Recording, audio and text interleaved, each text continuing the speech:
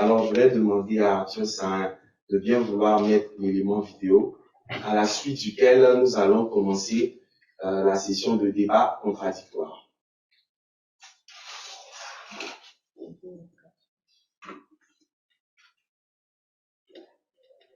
Une femme qui ne veut pas que tu touches à son téléphone, je vais te dire ça, écoute ça très bien.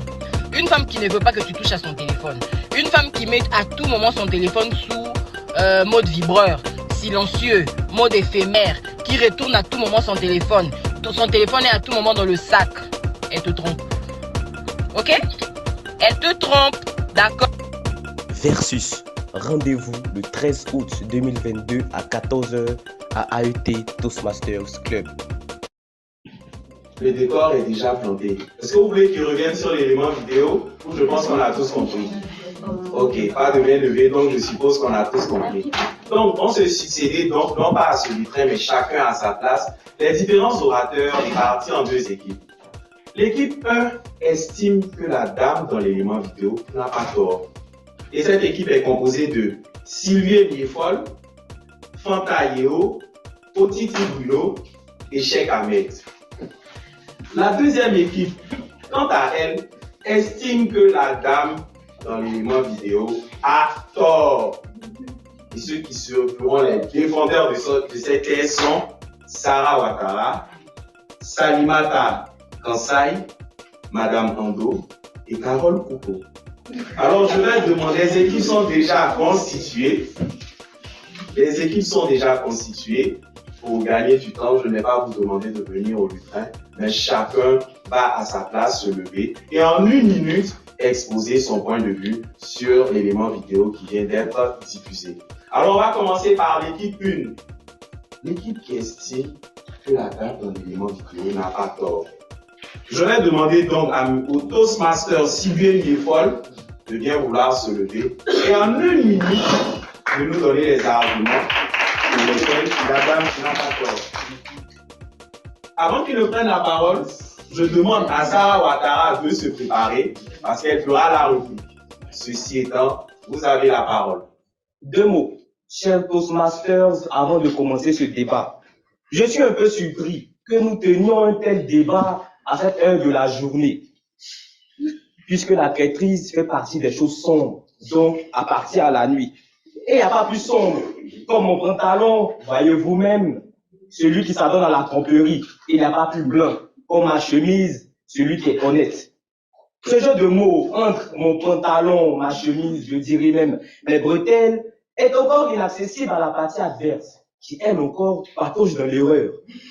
Pour moi, quand on est clair, quand on est honnête, il n'y a rien d'occulté. De sorte que la femme ne peut se justifier à cacher son téléphone, à mettre un système de sécurité que son mari ignore.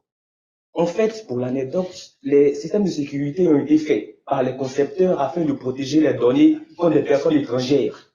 Je vous demande, entre ma femme et moi, qui est l'étranger? Il a même été convaincu qu'il n'y a pas d'étranger. On arrive donc à la conclusion que la femme qui cache son téléphone contre son mari, elle a peur que celui-ci découvre son forfait. Le temps est déjà donné. Alors je vois Sarah Ouattara de ma position qui nous donne. Elle est prête à donner des arguments pour pourfendre ceux qui ont été évoqués ici par son débatteur d'un jour. Sarah Ouattara, vous avez la parole. Je demande donc. Alors merci, je suis totalement contre. Déjà qu'une femme tienne ces propos-là. Donc je suis contre la vidéo en elle-même.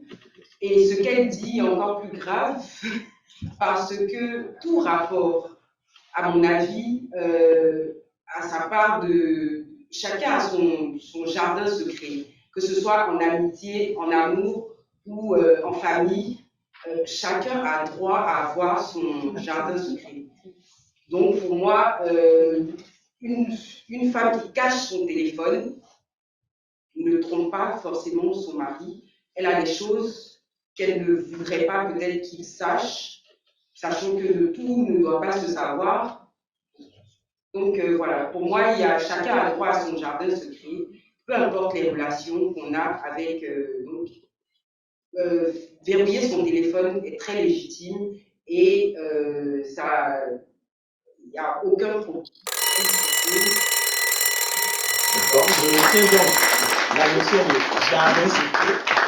Mais je vais demander à Fanta Yeo de prendre la parole parce que je suis sûr qu'elle n'est pas tout à fait d'accord avec cette notion de jardin secret. Alors Fanta Yeo, vous avez la parole. Permettez-moi de donner la réplique à ma très chère équipe contradictoire. Permettez-moi justement de revenir sur son jardin secret. De quel jardin secret parlons-nous? Dès lors que nous nous voyons tous les jours en tenue d'Adam et Ève, quels secrets devons-nous cacher l'un à l'autre? En réalité, il n'y a que les conspirateurs qui se retrouvent dans l'ombre en train de conspirer, en train de cacher et mettre un de ces jours, malheureusement, nous mettre devant le fait accompli. Alors oui, une femme qui a un code sur son téléphone cache des choses. Oui, une femme qui met son téléphone sous silence cache des choses. Et oui, une femme qui cache des choses est une femme qui trompe.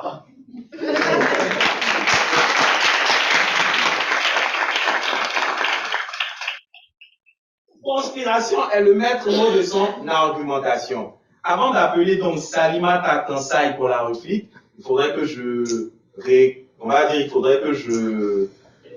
vous explique qu'au cours de cette session de débat, vous serez emmenés à voter, premièrement, la meilleure équipe et deuxièmement, le meilleur débatteur. Donc, je vous prie d'avoir l'oreille très attentive, de développer une écoute active et à la fin de l'intervention, sur les différents bouts de papier qui vous ont été remis, vous aurez la latitude de voter, d'une part, le meilleur débatteur et d'autre part, la meilleure équipe. Alors, on va quitter le côté de la conspiration pour nous rendre du côté de Salimata Kansai qui, depuis le début de ce débat, ne fait que bruit d'impatience. Salimata Kansai, vous avez la parole. Merci beaucoup, monsieur. Celui-là même qui tient ce verset. Conspiration. Je ne vois pas de conspiration ici. Et entendre ces paroles dans la bouche d'une femme me laisse sans voix. Elle a donné certes son exemple, mais pas l'exemple de toutes les femmes. Car pour moi, je suis convaincue qu'une femme qui met son téléphone sous silencieux, qui met un code ou qui éloigne son téléphone lorsqu'elle est avec son conjoint, est une femme qui respecte son homme, est une femme qui veut profiter de l'instant T avec son homme, est une femme qui ne veut pas que le téléphone soit un entrave à l'intimité qu'elle veut partager avec son homme. Et dire que faire ces genres de agir ainsi est de la tromperie, je suis désolée, ce n'est pas de la tromperie. Quand on se met en couple, on se fait confiance. On se fait confiance et le téléphone n'est pas seulement le facteur qui prouve qu'une femme trompe son mari. La femme, si elle veut tromper, elle trompera, même si son téléphone est dans la poche de son homme, même si son téléphone dort dans la main de son homme. Donc, arrêtez de dire qu'une femme qui met son téléphone sous silencieux ou qui a son téléphone verrouillé trompe. Ce n'est pas de la tromperie, c'est du respect. Je vous redonne la parole. Merci, Salimata. C'est chaud. Franchement, c'est chaud. Moi, je retiendrai l'idée de confiance. On est en couple, il faut faire confiance. Donc, si madame a fermé son téléphone, il faut lui faire confiance. Elle ne vous trompe pas pour autant. Mais de ma position, je vois Otiti Bruno qui est en train de prendre des notes, qui est prêt à se lever pour présenter un argument contraire. Alors, Otiti Bruno, sans transition aucune, vous avez la parole. Merci bien, Ancien, pour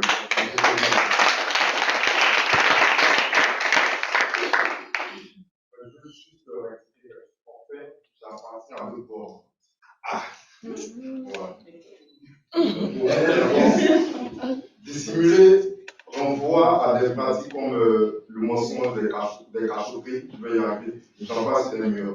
Mais il faut croire qu'il y a certains paramètres que nous devons prendre en compte, notamment la civilisation et la culture de la personne.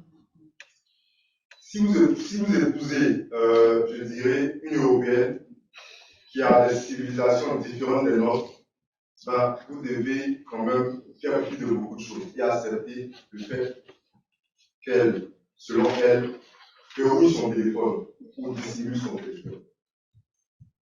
Mais si vous épousez une Africaine dont les valeurs culturelles sont différentes, vous devez quand même lui donner une certaine liberté. C'est vrai que au niveau de l'Afrique, la liberté, mais ça reste quand même un facteur important. Vous savez, avec la réponse que les femmes,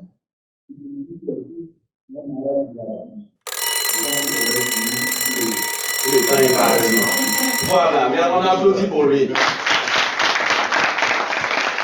Mensonge, cachotterie, adaptation, il faut aussi tenir compte des réalités culturelles. C'est ce que Otiti nous a dit.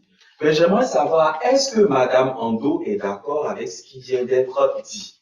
Alors, Madame Ando, vous allez vous lever et vous allez nous donner vos arguments. On l'applaudit.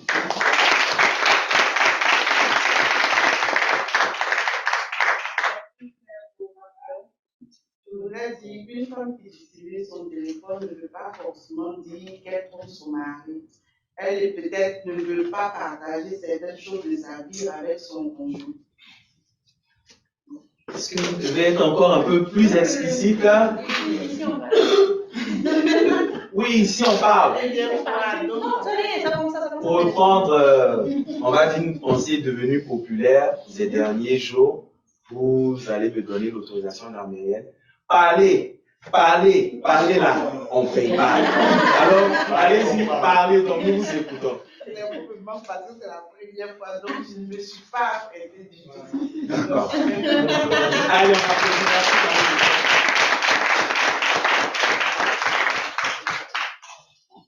Cheikh Ivan, Cheikh Ahmed, pardon. Cheikh Ivan, Cheikh Ahmed, c'est un jeu de mots, et une chose est sûre, les mots, il en a la maîtrise.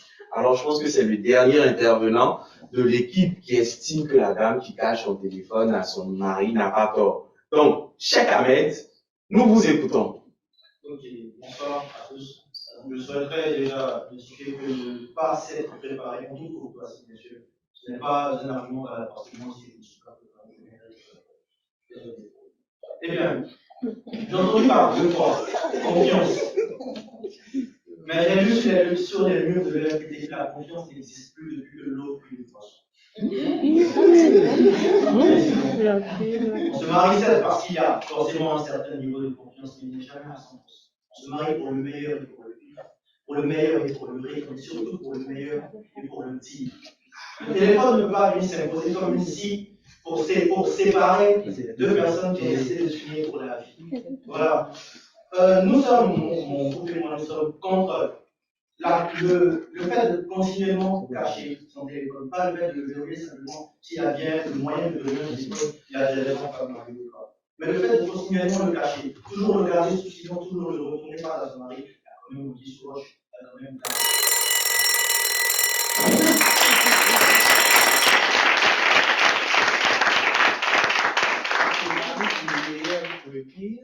On se marie pour le meilleur et pour le rire, et on se marie pour le dire. Je vous avais prévenu, c'est un maître des mots.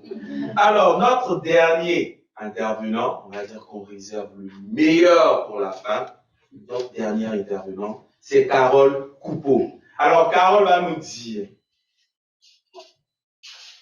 pourquoi, ou du moins en quoi le fait de cacher le téléphone à son époux ne signifie pas nécessairement qu'il y a infidélité. Carole Coupeau, vous avez la parole.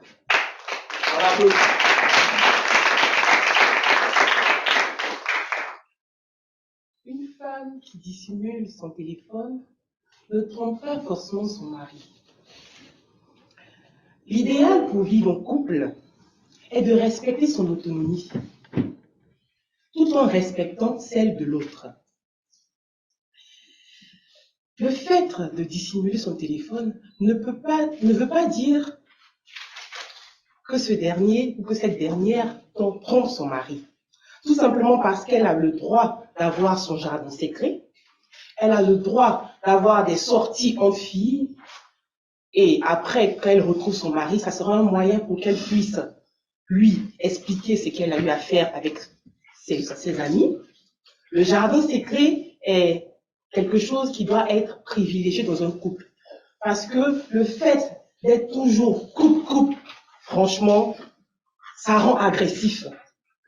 Car On a besoin de temps en temps de rester seul pour souffler. La vie de couple, c'est bien beau, mais nous sommes appelés à rester à son heure. Donc, parfois, il est important de rester un peu dans sa coquille, d'avoir changé un secret. Merci. Un applaudissement pour les deux équipes. Alors, je vais demander à l'équipe 1, l'équipe qui estime que la dame dans l'élément vidéo n'a pas tort de bien vouloir se lever, chacun à l'écoute de son nom. Sylvie Niefola, on applaudit pour lui. Tonka Yeo, on applaudit également. Otiti Bruno et Cheka Ahmed.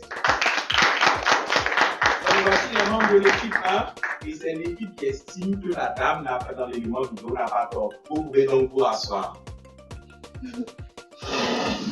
On va donc applaudir les éléments de l'équipe 2 qui sont constitués de Sarah Wadara, là c'est le ciseau de nation, Kalimata Konsai, et nous suivons les réseaux sociaux, de Madame Ando et de Carole Couté.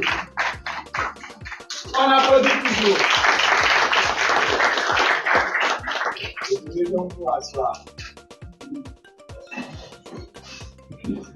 Les bonnes choses ont, je ne dirais pas heureusement ou malheureusement une fin, mais comme vous l'aurez compris, c'est la fin de Versus, cet exercice de prise de parole en public, de débat contradictoire. J'ai entendu de beaux mots, et en guise de conclusion, je retiens une chose.